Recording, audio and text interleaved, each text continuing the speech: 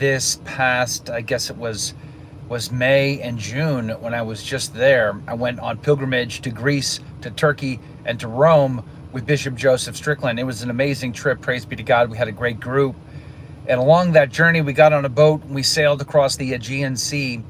And we stopped at Patmos. That was one of our stops. And we went to the cave where St. John the Apostle lived, where he slept, where he breathed, where he said Holy Mass, and where he witnessed, while he was in exile there, the apocalypse, and he wrote it down. In fact, on the cave wall, you can see in like these carve outs, where he rested, where he slept, and where he would, have these like handholds where he would pick himself up and he would be able to lift his body up out. But St. John also carved in the cave wall a desk of sorts where he would write down this apocalyptic vision that he has been given by God. In fact, there's a spot in the ceiling of the cave wall where there's like this three splits, these cracks coming together, these three cracks that come together at a point. And our guide tells us that this was caused by a lightning strike of some kind, and it was a part of the apocalyptic vision that he received. We spent a lot of time in this cave. In fact, we went to the whole house. This is where St. John had built that house for the Blessed Virgin Mary when he was bishop in Ephesus before the exile, and she was living there, and he would care for her. He did not live in the same house, but he would visit her, say Mass for her, and you could just imagine being in this little stone house, her cooking for him, feeding him, that kind of thing. It's just an amazing thing. I wanted to spend a lot more time in that holy house, but they rushed us through and I wasn't happy about it. But we went to the cave. Bishop planted himself, Bishop Strickland got on his knees and he didn't move.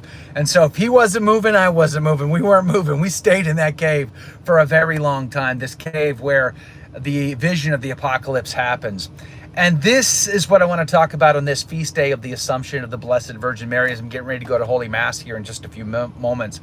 But this vision, this beautiful vision, is powerful indeed because, there's not a lot of text you can go to for the Assumption of the Blessed Virgin Mary. Not even the early church fathers really write about this at all. But you get this reference in Apocalypse chapter 11, where St. John sees this vision of heaven. And in heaven, the peals of thunder, the lightning. If you were a first century Jew and you were to find this scroll of the apocalypse and to read it, you would think to yourself, oh, we are back at Mount Sinai. We're at Exodus chapter 32.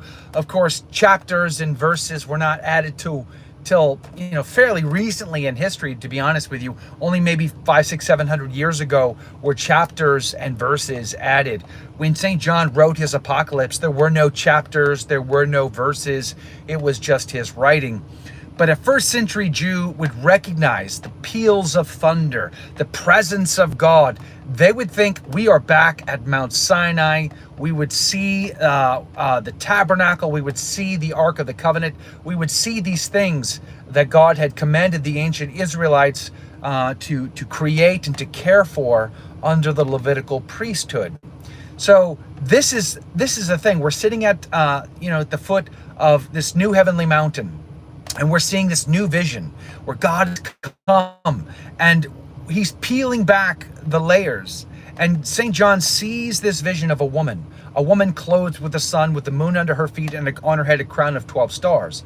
This woman, who is the mother of the Messiah, is a symbol of Our Lady and the church, and she is a symbol of the church herself. So this is one person we're speaking of that has multiple layers like an onion, praise be to God. But she is the ark of the new covenant, because in her womb, the divine child, the God-man, he is the law of God in flesh.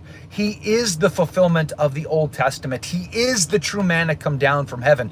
Everything that was in that golden box, that box made of acacia wood overlaid with gold, back in Exodus, in the Exodus when they fashioned these things, all of the things that were in that box were pure symbols. They were things, they were types